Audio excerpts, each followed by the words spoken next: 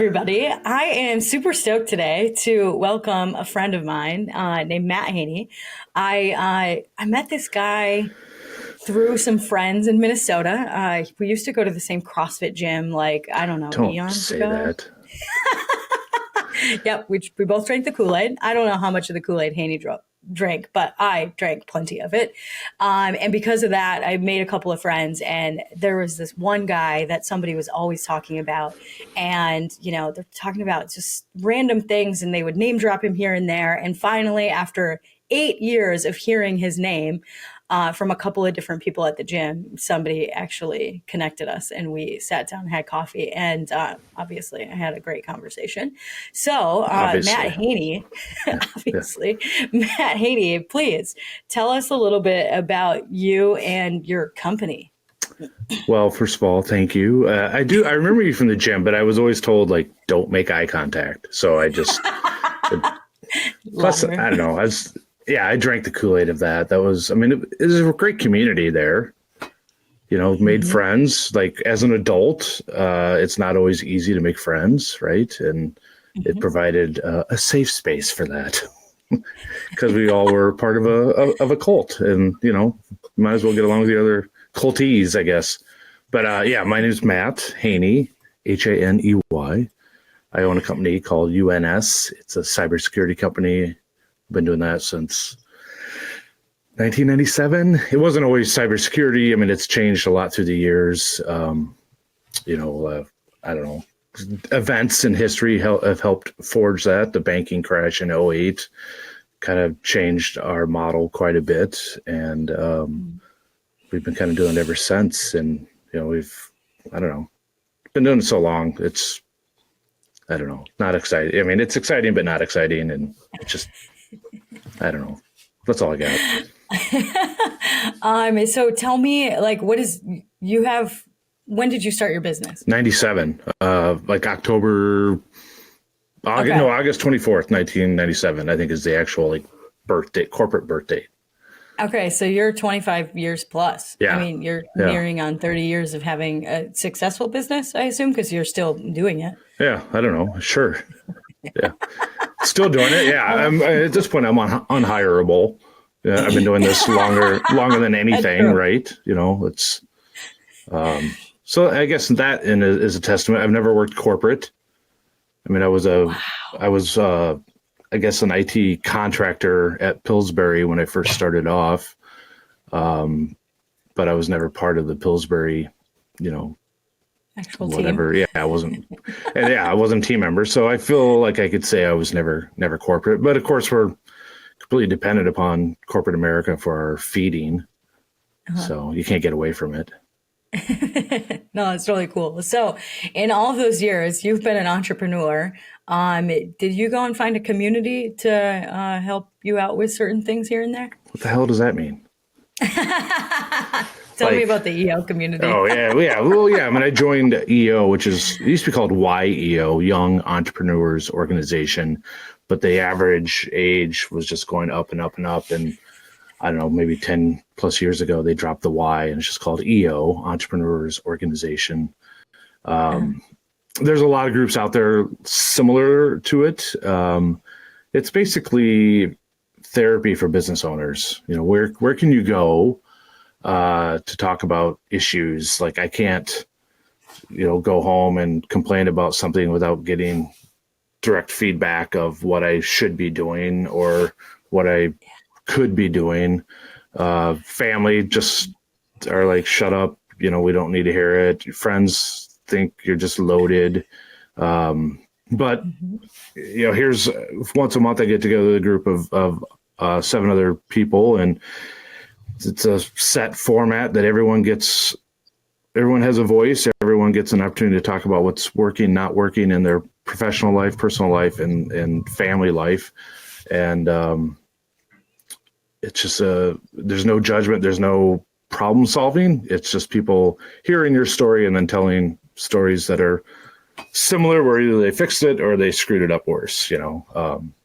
Easy examples like payroll. I don't think I'm going to make payroll tomorrow. Well, I can't go to my friends and say that.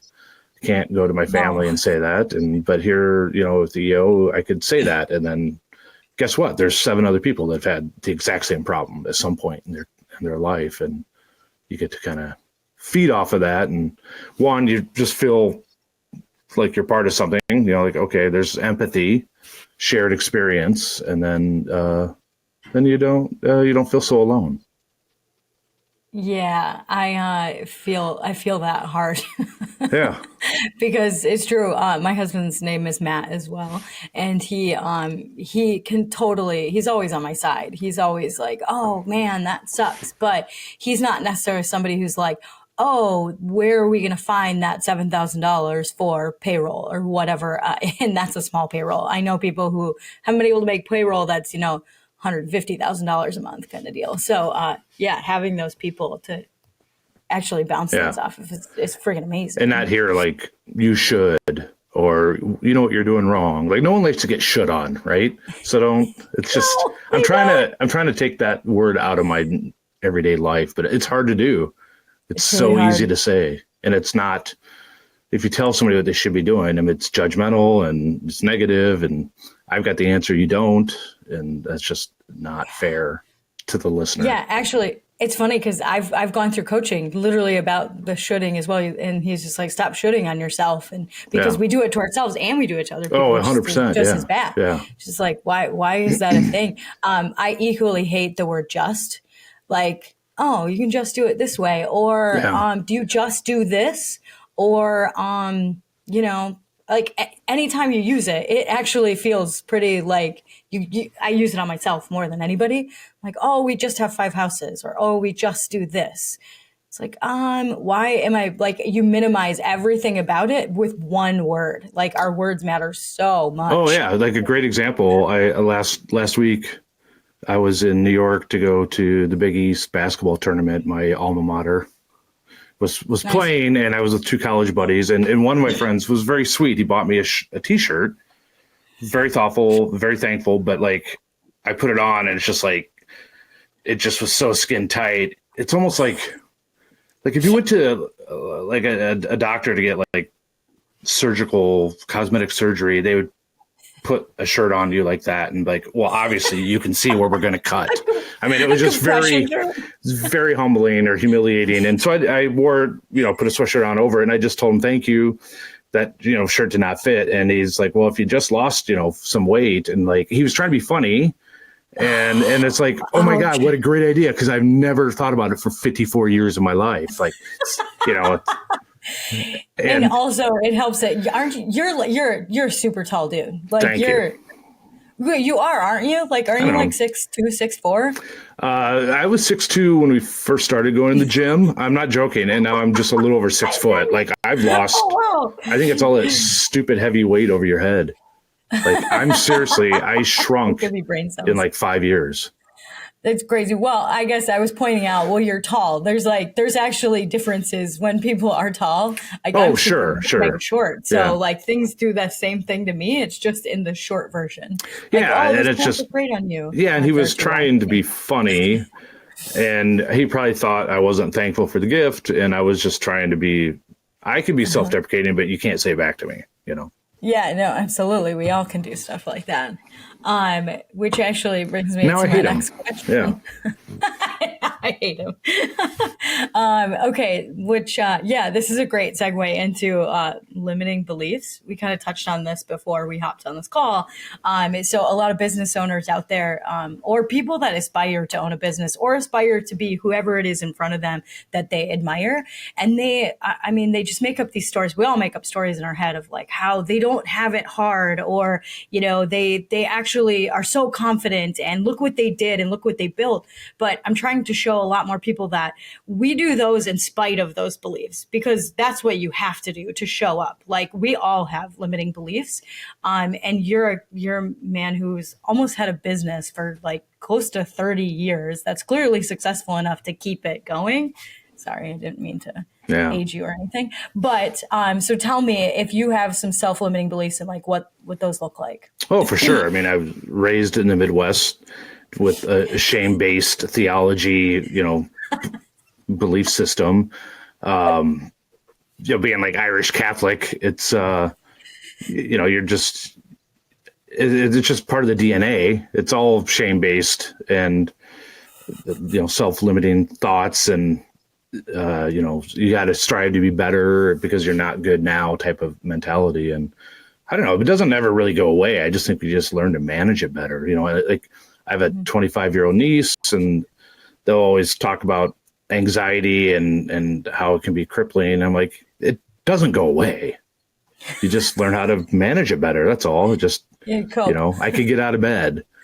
So I think that's it. That's always a piece, the imposter syndrome, of course, like, because everyone, you go to an event or go to a dinner or meeting new people, everyone's got their best foot forward, right? No one's vulnerable. No one's showing a soft side. It's always a touch of posturing, and we all do it. I do it.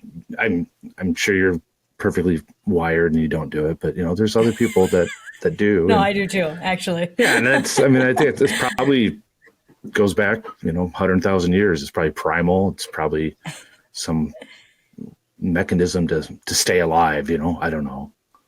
Yeah, no, absolutely. Like, see, and that's just it. Like, I get that a lot. Like, people will, somebody might see me vulnerable or see me. I remember this one situation where we went ziplining up north in Minnesota. That just means further north in the Twin Cities. And we went ziplining, and I love doing stuff like that. It's super fun. So we zipped, 13 rounds. And then at the end, there's literally a free fall you can do. You're still attached. You literally fall onto this giant, like, fluffy thing. And it took me 18 minutes to jump. I could not get over it. And I don't mind stuff like that, but there's certain feelings that I don't really like. I don't like roller coasters as much anymore because they make my body feel really nervous. Yeah. And I'm standing up there just like, I kept going to the edge, looking down, going back. I did that back and forth, seriously, for at least 15 minutes. And one of my friends was with me, and she's like, Tanya, you're literally the strongest person I've ever met. I cannot believe that you're acting like this. And it just That's made not me helpful. go, yeah. No, it's totally not helpful. Yeah. But and that's like a really good view into the way people look at me, because I do go forward with confidence because I am confident. Like, this is the version of me that I am. There is like not another version, but there's certain pieces that people don't see because we don't let them in. You're talking about vulnerability, like, we don't let just anybody in, because that, I don't know, at least I don't. So we say these things and we do these things, but it's like there's still things in the back of our head that are like, this is a scary thing, or we use the words like daunting and scared and nervous, when really if we started talking about how we're excited to do something, like, it kind of changes the rhetoric in our head. But it's so interesting how other people view us, because everybody has that too. Like, I view you a very specific way. And so if I hear you say something that is contrary to that in my head, I'm just like, wait a minute, are you sure? Like, you're not actually this, are you? And I feel like that's self-limiting beliefs are a really big thing like that. Like, people don't even know we have them. Yeah. But they're there. They're always there. Well, it's like the right brain, left brain stuff. I don't know which one's which, but one is the planner. One's like, okay, today I'm going to do 1, 2, and 3 and make it a good day. And the other side of your brain's like, just sleep in. Like, it's better. Like, it's good to do that now, like, so one is forward thinking. One is like in the moment thinking, and they're at constant conflict with each other. So I don't know. It's just part of who we are. Right. Yeah, absolutely. Yeah, I completely agree. It's just, how do we figure it out? Yeah.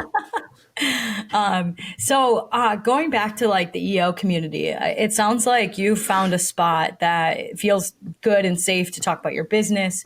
Can you tell me, like, how long do you actually remember when you joined, like, what it was like, why you ended up joining? Did somebody convince you, or did you actually feel like there was a need for peers? No, I didn't even really know anything about it. I had a client that was a member, and he's like, oh, you should join this. I'm like, oh, okay. And then I got a call from the dude that was in the role of bringing members on and said, oh, we're forming a new group. They call them forums. So it's a small group of 6 to 10 people. And he's like, oh, we have a new group forming and trainings tomorrow. I'm like, okay. Like, if I had the opportunity to stop and think about it, I probably would never have done it. Just that's kind of my DNA. And so I just jumped in, whatever, head first, and didn't know what I needed or wanted. It just was something I just did, if that makes sense. I didn't overthink it. Yes. And I've been doing that since that was like June of 2000. So I've been doing that forever. Yeah. Wow. And the cool thing is there's chapters all over the planet. And one of my favorite things to do is meet people, connect with people. And that's a great avenue for it. Easy example. I was in London with my godmother in 22. She's in her 80s. And so I had some downtime. And I just reached out to the London chapter, and I'm like, "Hey, I'm in this neighborhood for the next few days. Would love to meet somebody for coffee." And some dude had an office just a few blocks away, and we met for coffee. And just because we're part of this and have gone through it, there's like a level playing field. Like we kind of talk the same. There's a level of trust or whatever. Like you don't need to go through the basics because we already kind of know a little bit about each other just from the membership, which is kind of cool. And we're not going to be best friends for life, but it gave me, it's 2 hours of a good conversation with somebody in a space different than mine. And that was really cool. And then just, I met people all over the planet. I was in India a couple years ago and met with a chapter in Kerala, and I don't know, like 12 or 15 people show up, and I was with a buddy who's also an EO, and they took us out to dinner and, didn't let us open our wallets, and were super sweet and kind to us. And that's, and I try to, when people come here, try to reciprocate. You just don't find as many people traveling to Minnesota. I mean, it's New York, Chicago, LA. It's a lot less here. I think New York chapter, it's probably nonstop, people coming to visit, which is probably a little annoying, but it's a great community. It's a great way to connect with people globally, if that's your jam, or just, I know I'm from Omaha, Nebraska. Do you know where that is? I think I've heard of it. Nobody knows where it is. Barely. It's in the middle. Yeah, I asked a friend that once who's from one of the coast, and he was like, "Oh, it's near Oregon." I'm like, well, alphabetically, it's pretty close. I think there's maybe a state in between, but 6. Yeah. Anyway, so a lot of people don't know, but anyway, there's a chapter there, and when I go home, it's to be with family and friends. But I've got to know a couple of people through the years, and slowly they become friends, and it's just kind of cool. Yeah. So literally, it's like making adult friends. Because you had already mentioned, like, CrossFit's a place that, I created a huge friend group that I still talk to often enough that it can be difficult for a lot of people to make friends as adults. So, tapping into a community like an EO or like a CrossFit. Are you really friends with the Germans, though? I mean, it's always, takes so much energy. No, sometimes they show up, though. They're going to leave early. They always leave early. Wow, that's Eric. There was one time they were at my house and they were the last people. And I was everybody needs to stop having children, because clearly if the Germans are outlasting the rest of you, something's going on. Maybe they're out of gas, or they're charging his car or something. Yeah, I went to a concert with him at First Ave. He goes to the bathroom and he never came back. He's like, sends me a text like, I'm on my way home. Like, that's fun. Yeah, that is totally just not surprising. But how do you not love them? They're just so lovable. Yeah, I actually love all the people I've met from that gym. Like, they're fantastic. Again, it can be really hard to meet, grown-up adult friends and become friends with them. And I feel like, especially in business, like, one of the things I've struggled with is, like, working with people. Like, as in, like, I don't see anybody, like, ever, because now I'm solo. My team is fantastic, but they're also my team. I am their boss. That's a different, it's a different relationship that I would have with them. So I struggle with not having peers anymore, like I did when I was in my corporate job. Yeah. So that's the reason that I've found groups are amazing, because I have peers now. I have other short-term rental owners I talk to every single day to talk about those struggles. And I suppose, like, I would see that you get it from EO then, right? Yeah, for sure.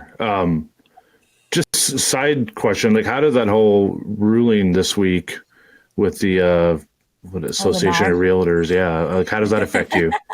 It doesn't affect me actually at all. Like Okay. if I buy a house, like if I buy new real estate, now I would just have to talk to my buyer's agent and have an agreement with them to go and see houses. But it doesn't like it just means there could be less fees. And not every realtor was charging 6% fees on both like on when somebody sells a house. So now, honestly, it's harder for them for sure. Like, Yeah. as in, they can't, realtors are going to have to talk a lot more now. And then they still have to, I mean, people still need houses. They're still going to have to go buy houses. It's just specifically to certain MLSs that there's going to be effects and whatnot. But for Yeah. my short term rental stuff, nothing. I actually went and looked at a house yesterday and it was fine. Like So the you, gal you that feel okay with it? Doesn't. yeah, I Yeah. have multiple real estate agents. Like their jobs are going to be harder, but Okay. since I'm not a real estate agent, it's Gotcha. going I to be didn't. Yeah, I didn't know awesome. if you were or not. I just know No, you. it's okay. Just know you own a bunch of See, homes. Yeah. yeah, a lot of people don't. A lot of people don't know what I do because I don't talk about it as much. They just Sure. sometimes I don't know what I do. You know, it's fun when a family Well, it's member good is to be a like, "So little what do you do?" mysterious. Mysterious is Yes. yes. Because people I'd be then like, write their own answers, and it's always going to be you better. do. It's going to be better or worse than what you would say, right? That is true. The only reason I don't like that is because then they feel like they have the right to say, well, it must be rough. And must be rough is my least favorite saying ever because they do not know. Yeah. They don't know the behind the scenes. Like they don't know the calls that we take. And like, Haney, you have the same thing. Like people do. They look at business owners and like, oh yeah, they're rich. Must be rough because they're taking vacations. Like, no, that's actually not true. Like while we're on that vacation, we are still fielding calls. We're still Yeah. we're Checking still like the emails tech and service. Like, yeah. yeah, you don't just all of a sudden stop all that stuff. It's I just still wake up at 3 o'clock in the morning gasping for air out of like just pure anxiety. yeah, for years, Yeah. years. Yeah. Like, I Like mean, I'm you're 29 years old. Like you're a little it's bit younger than it's me. Yeah. rough. Yeah. But it is. It probably ages us. Yeah, a little bit. Well, I mean, you said it really correctly in the beginning of the conversation, talking about like I can't make payroll. Like that is real stuff. Yeah. Like when all of your so I have mortgages. That's essentially what I have. I have houses, but really I have mortgages. So when all of your mortgage money comes out on the same 2 days of the month, and everything dips really low and maybe it's slow season and then all of a sudden you also have to pay everybody that's continuing to make your business run Yeah. and if that thing dips too low like I'm the one who's in charge of that. Like Right. I Right. am the one who have to go find the money in my other accounts or whatever, or just like magically come up with it. Like these are like real stressors that some people could not handle. Yeah. Yeah. Somehow I can. Well, the free money during COVID, that's not happening twice in a lifetime. So, like, No, you just got to figure it out. no. Right? Yeah, like all the time. Yeah. Like so it is rough actually. That sounds rough. People don't know. That sounds rough, Yeah. Tanya. But we get to take our vacations, but we get to bring our businesses with us. Yeah, Like, you're truly, just like, you're just people- stressing out in a different locale. That's all. Yeah. Yeah, you're just stressing out with palm trees. Right, Yeah, right. cool. Exactly. It's great.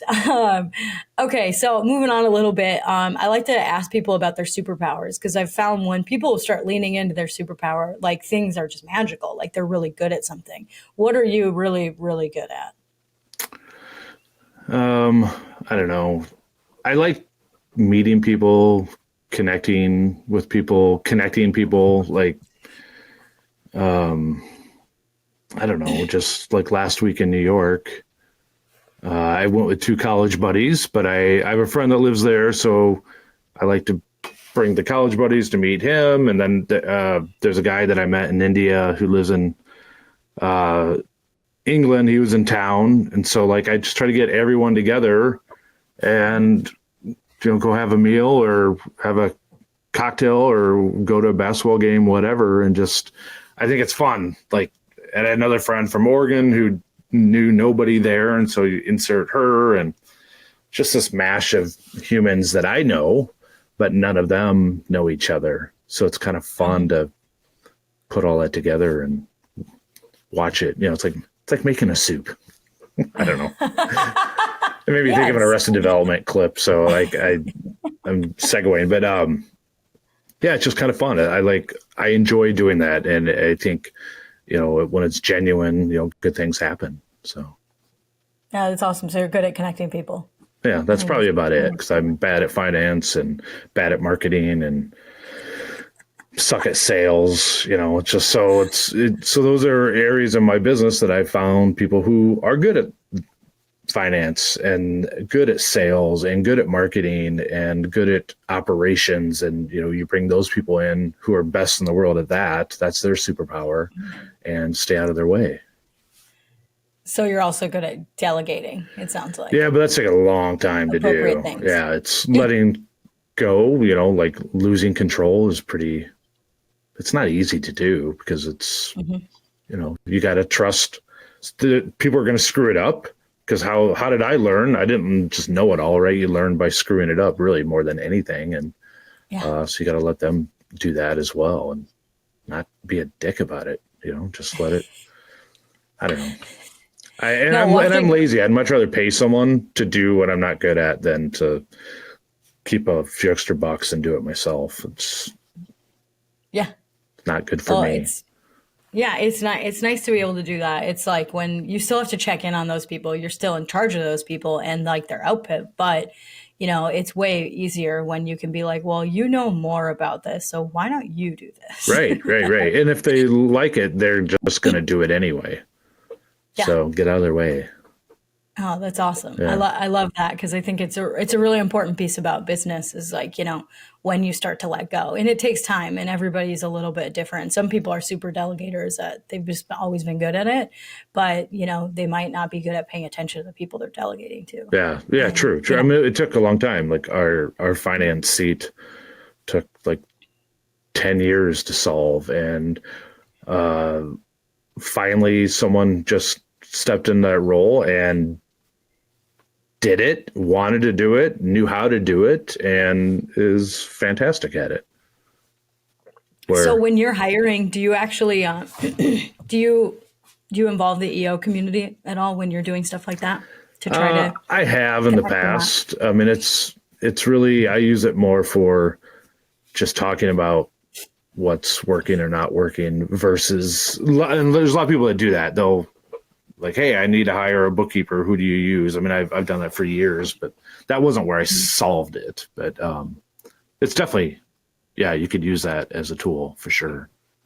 No, that's totally Yeah. cool. Is there any moments that like I'm thinking about pivotal moments, but it's hard to sometimes even know what's a pivotal moment. When did that happen? But have you ever had moments that like literally that you leaned on those people in EO to help you make like a big decision that changed the way your business worked or anything like that? Well, I think probably yes, in terms of not a moment or a pivotal moment. It's just like it's incremental little baby steps, just getting less dumb, and just hearing from other people's experiences, and having the ability to bounce ideas off people, and there's structure around it too. So you're not just like, I'm not just making it up on the fly. It's like, here's what I'm trying to do, and here's my thoughts. Here are my thoughts around it, and here's the objective, and just hear other people, what their thoughts are on it too, and it's all, again, like the whole philosophy is like empathetic kind of listening, no should-ons, no whatever. It's just their experience on something similar.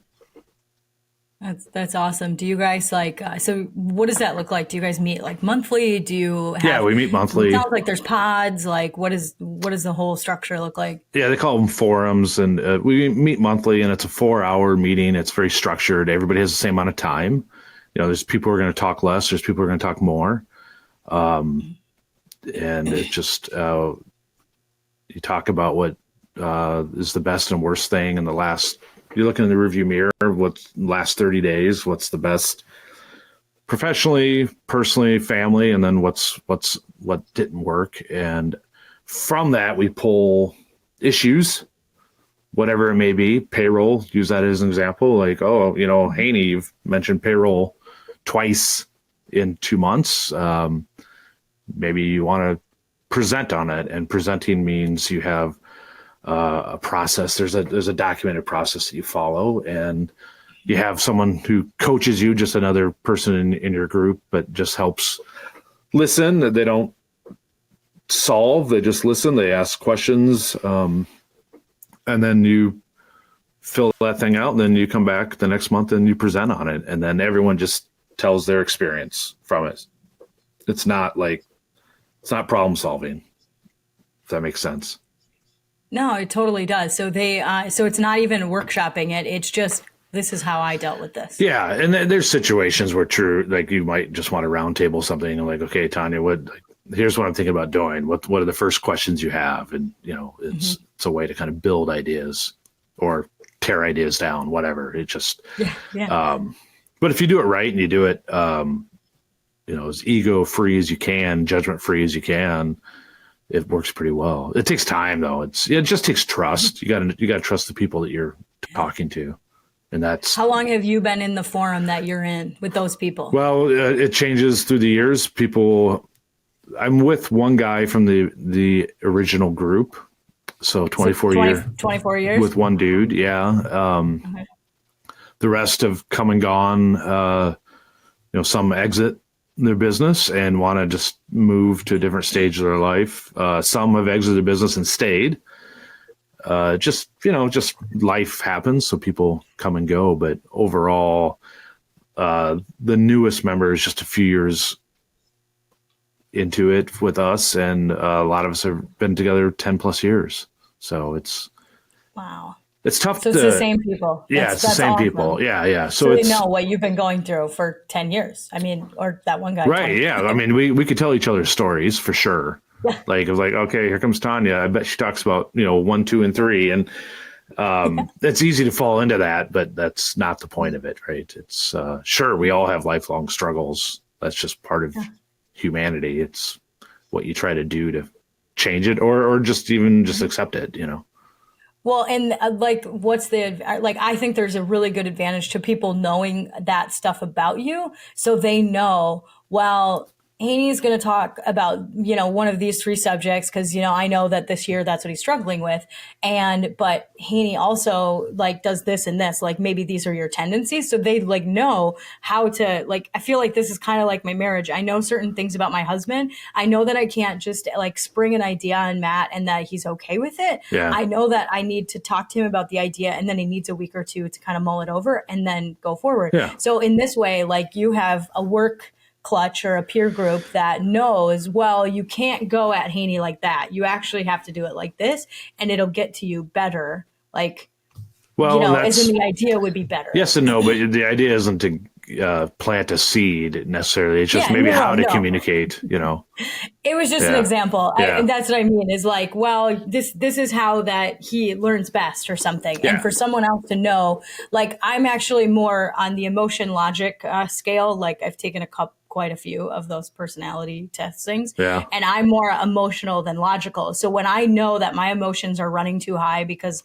I'm really invested in whatever this situation is, I know there's certain things that I know about myself. So I go to certain people that are mega logical. One of them is a scientist. And I go to her and I'm like, hey, I need to tell you about this problem and I need you to tell me kind of how to get through this because that's not my personality. So I go to the people that can flex to that. So yeah, because everyone has different strengths. Yeah. What are your tests? What have you, besides schizophrenia, what have you tested with? Well, I know about my culture index. I know about there's a predictive index. I'm a persuader in culture index. Is that strength finders or what is that? I've done strength finders. One of them is I'm an activator, I'm a communicator, and I'm woo. Oh, you're a woo. Yeah.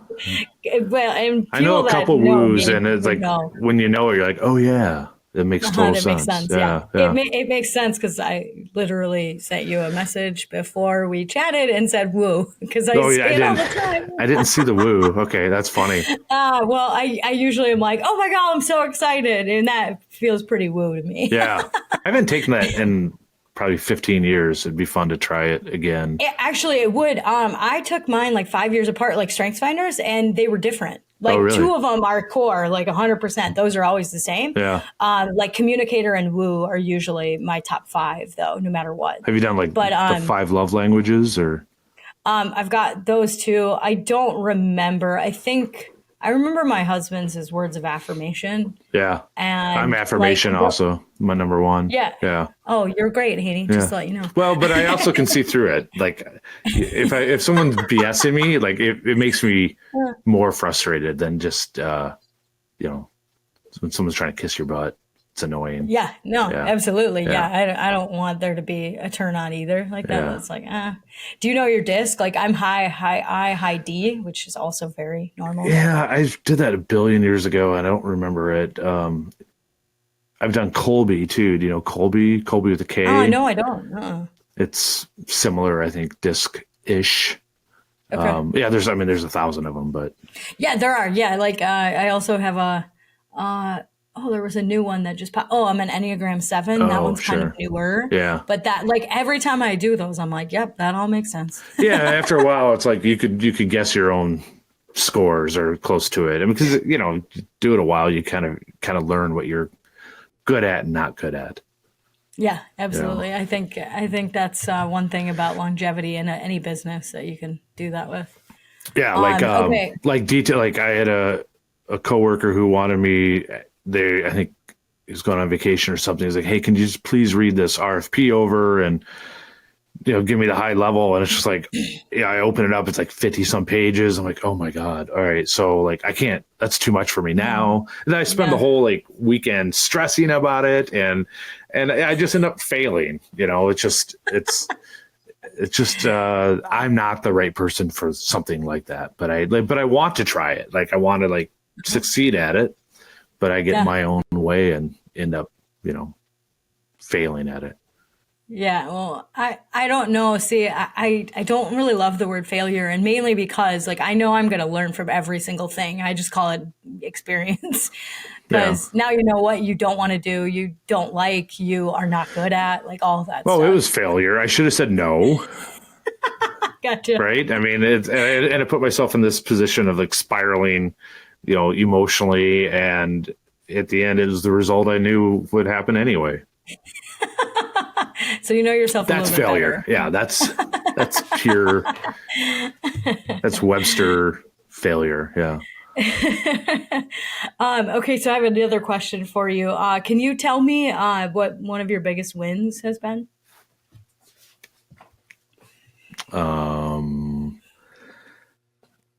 Yeah, kind of a fun one is September of 22. Me and a buddy drove a tuk-tuk across India. Just like the two of us, and it was like 4,000 kilometers. And the win out of it was that I was able to leave my business for 20 days, door to door, 20 days, and no one called me with anything they needed. No one emailed me. There's nothing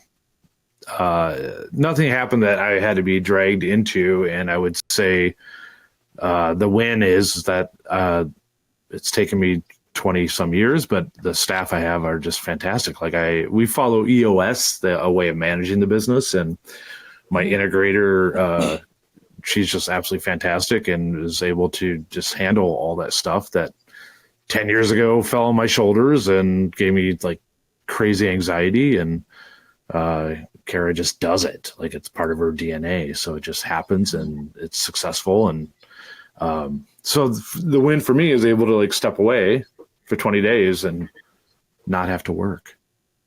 That is super awesome. Can you also like talk a little bit about that trip? Like, what did you guys do besides drive it? Like, yeah, we drove from the south.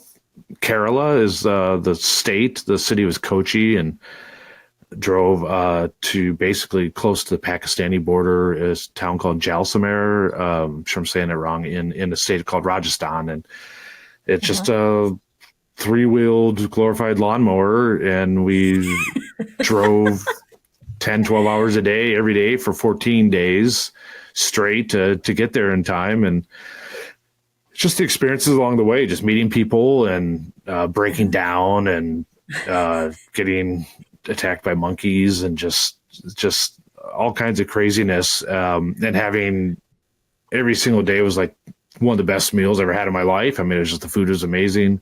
Stop for a chai. If you get tired of driving, we'd stop and have a chai. And it was just cool. It was in the moment problem solving, because it's just, how do you plan? Like, it's just roads would be closed. We'd try to use Google Maps, but that was, 50-50 shot. Shoddy. Yeah. I mean, sometimes it's fantastic and sometimes it didn't work at all. And that was just, I would go tomorrow. I would do it again in a heartbeat. It was just fantastic. And it was like 4,000 kilometers, and on vehicles that are used for like in-town taxis. They're not they're not made to run 10, 12 hours a day. Yeah, and we have all kinds of problems. We broke down quite a bit. And was this like was it a contest? Was it, were other people doing it? Yeah, it's a British company called The Adventurous, and this is called like the Rickshaw Run. It's not a race. It's just like they call it like a endurance thing. So there's something like 35, 40 other tuk-tuks with people in them from all over the planet, all shapes and sizes, ages, ethnicities, everything. It's just a mix of humans that were able to do this. And but you don't see them. Like, you all start in the same place, we end at the same place, but everyone just scatters to the four winds. And you see some people along the way. Like, there's these two British dudes that I connected with again in New York last week, which was great. But we got to see them every other day, maybe every 3 days or whatever. So we would, towards the end, we try to plan, like, let's try to hit this town tonight and this hotel, and let's drink beer and talk about the day. And there's always something to talk about. I mean, it's just a lot coming at you, and you live, like, each day you're just focused on the 15 feet in front of you, like, just, it's crazy, hyper focused, and it's exhausting, just but an absolute blast. Yeah. Who did you go with? Dude named Riley Harlan. I don't know. You don't know him? No. Is he where did you meet this man named Riley? We met on the internet. No, he's in my EO forum. So I've known him for years. We've traveled a lot, so there's a high level of trust. We get along well. We have complementary skills. I'm good at talking to humans. He's good at talking to mechanical situations. So he could fix the tuk-tuk, and I would talk to people while it's getting fixed. While he did that. Right. Oh, that's fantastic. Well, I think I recall you telling me it was an EO guy. Yeah. And that's like the power of a community that you join that you didn't even know that you were going to get it out of it. I find that to be, it's the hardest thing to explain about people joining communities. Like, I joined masterminds. I'm in a couple of them, one for short-term rentals, which means we're all like-minded people in the same area. And it's so hard to explain to people to be like, just try the experience. You will get stuff out of it that you aren't expecting. You have no idea what you're going to get out of it. Yeah. And you have literally found friends that you would go and spend 20 days with. And the weird, you were dirty. You're trying to figure out what that is. Like, you're literally in the same tiny space with this person for 14 hours a day.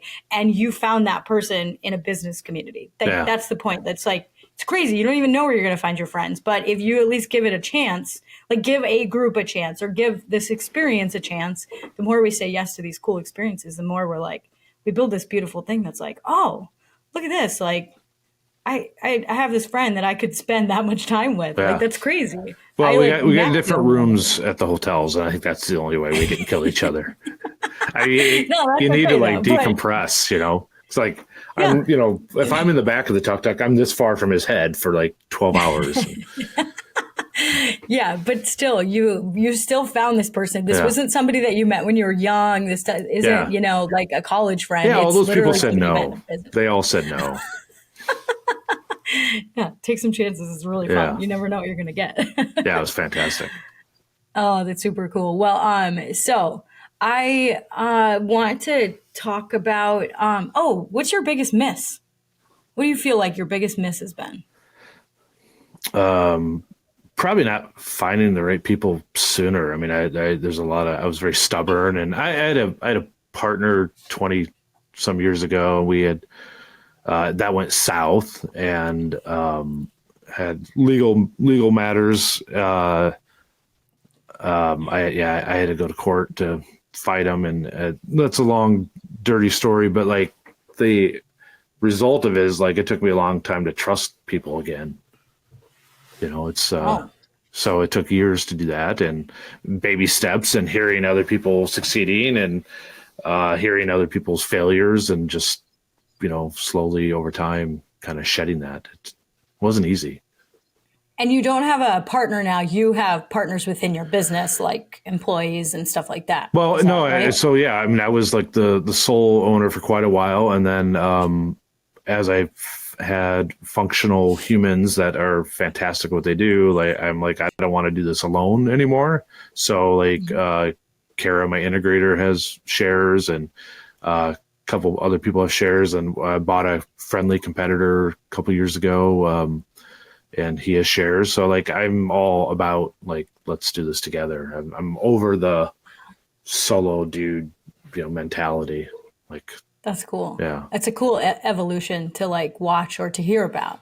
Yeah. And it's just, burns people. Just life, right? It's probably like a divorce, and, getting out there and meeting people again type of situation. Yeah. A business high emotions. Yeah. Yeah. For sure. Yeah, business divorces are real. Like, is there any tips that you would have for somebody that's getting into a partnership, like on the front end? Well, I mean, have legal structure in place to like dissolve it if you need to, or have someone leave, buy, sell, or whatever they are, and just try to align from a values perspective, because that's going to come out, if you don't share the same values, and of course having strengths that are complementary, not overlapping, would be huge too. But, at the end of the day, we're humans. When things happen, things change, and people change, and you can't always predict that stuff. But if you just, I like data. That's one of my strength finders. I like information. So the more data on the front end is always helpful for any decision I make. Oh, that's awesome. Like, that's what I was hoping you were going to talk about, is like have a good agreement in place for things. Cause a breakup agreement is they're important. That's essentially what your contract is with your partner, is how are we going to break up someday? Yeah. If you do it where you get along, if you define that way you get along, then it's just, you just follow that. And then we didn't have that. So it became a he said type of situation, and was messy. And so, that would have solved a lot of anxiety. Heck of a lot. Yeah. That's a really great tip. And I think anybody that wants to get into business, they do need to know stuff like that. It's important. Okay, so last question I have for you for the day is, what one thing are you looking for right now? It could be a personal life, but business life. It doesn't actually matter. I don't know. I have you make me think of like real estate, just because that's your jam. But I've always wanted somewhere in the St. Paul, or maybe Northeast or South Minneapolis, somewhere like a 2-story brick building that you could rent out half, and then have like just a bitchin' kitchen, and have like dinner parties, and have, like once a month or whatever, and have a bunch of people come over and just have a big old dinner party. So like, away from a home, so you don't have to like, and then, have someone come in and clean it. Like, yeah, Haney, that's awesome. Yeah. I'm like, I think it'd be fun. And then you bring people together, and, people just show up or bring something, whatever. But like the main food would be made by me or whomever. Not saying I'm good at it. That's just how it's written in my head. I think it'd be a lot of fun. Oh, that's super cool. Yeah. Like, I'm actually going to think about that now. I'll probably connect with a couple of realtors and be like, hey, do you know something like this? Yeah, like maybe, below it is, some kind of other business. And my regret is I had it in the palm of my hand like 10 years ago and balked, and, did not do it, and still have not done it. So it's like, go back to that same exact owner, like, or the people, like, give me the address, and for real, like, see if they're the guy that I was looking with, and his sister-in-law, who is also there at the gym. So they're people I've known for like 20 some years. Like, just, I don't know. I was the weak link in the process. You weren't ready for it, but now you are ready for it because now you have the time. I want to do it. Yeah. I think Yeah, it'd be then fun. do it. Yeah. That sounds like the most fun thing. And when you do that, please reach out because I have like doo-doo. 4 ideas that would be good for this. Yeah. All right. Like I'm already like, oh, you could monetize it by putting it on Peerspace when you're not using it, and you could just block it off the weeks that you want to use it. Well, we should probably have a coffee and talk about it. Yeah, let's do it. But if anybody that's listening is Minnesota local, if you know of anybody that's getting rid of something like this in those areas, like reach out to me so I can connect you with Haney because that sounds like a really fun business. Yeah, I think it'd be cool. Actually. It'd be fun. Like it. It'd be super neat. So, okay. Is there anything else any words of wisdom or anything else you want to leave people with? No, I'm good. I haven't talked this much. I haven't talked this much in years. No, you just have never talked this much on a recording in years because me and you talked for like 2 hours the first time we ever met, maybe 3. Yeah, well, we should do that again. I would love to do it again. So we could invite a German or two just so we have some fodder. So he can watch us talk. Yeah, right. We won't let him actually talk. Yeah. He's always up for it, but it's we just have to try. We could bring him in. That sounds great. I think we can put that on the calendar. All right. Awesome. Well, Haney, I appreciate the time. This has been fun. I really enjoyed listening to you talk about like that strong community that you have and the cool business you've built. I mean, you are really humble about it, but anybody that can keep a business for longer than 10 years, that's pretty amazing. Honestly, like not everybody could do that. Sure. You're like past 25 years, like tons of people would want to like talk to a person like you. So if you're local to Minnesota, the EO community is obviously available. I'll get a link and stuff from Haney or that you can at least connect with him about it because, finding your business community is really important. Like business owners don't do things we're not individual. It just doesn't work that way. Like you got to collaborate at least with somebody. And if this could be helpful or if you're feeling a little lonely in your business, well, here's a group for you. Yeah. Awesome. Well, it was a lot of fun. I'm exhausted. Yeah. I'm going to go sleep now. All right. Well, thanks, Haney.